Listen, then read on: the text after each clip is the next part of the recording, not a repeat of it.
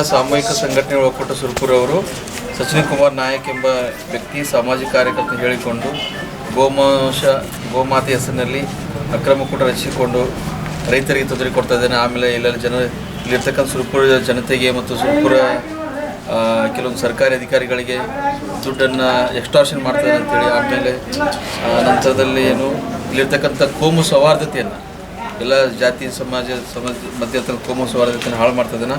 ಆಮೇಲೆ ಆಲ್ರೆಡಿ ಅವ್ರ ಮೇಲೆ ಸುರಪುರ ಠಾಣೆಯಲ್ಲಿ ಒಂದು ಪ್ರಕರಣ ದಾಖಲಾಗಿತ್ತು.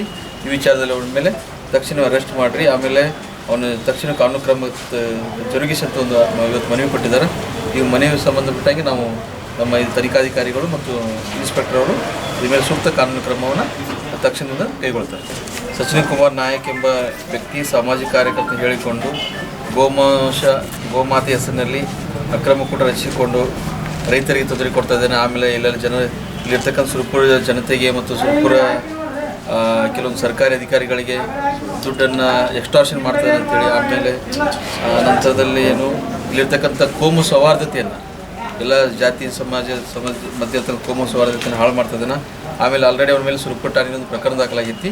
ಈ ವಿಚಾರದಲ್ಲಿ ಅವ್ರ ಮೇಲೆ ತಕ್ಷಣ ಅರೆಸ್ಟ್ ಮಾಡಿರಿ, ಆಮೇಲೆ ಅವನು ತಕ್ಷಣ ಕಾನೂನು ಕ್ರಮ ಜರುಗಿಸಿ ಅಂತ ಇವತ್ತು ಮನವಿ ಕೊಟ್ಟಿದ್ದಾರೆ.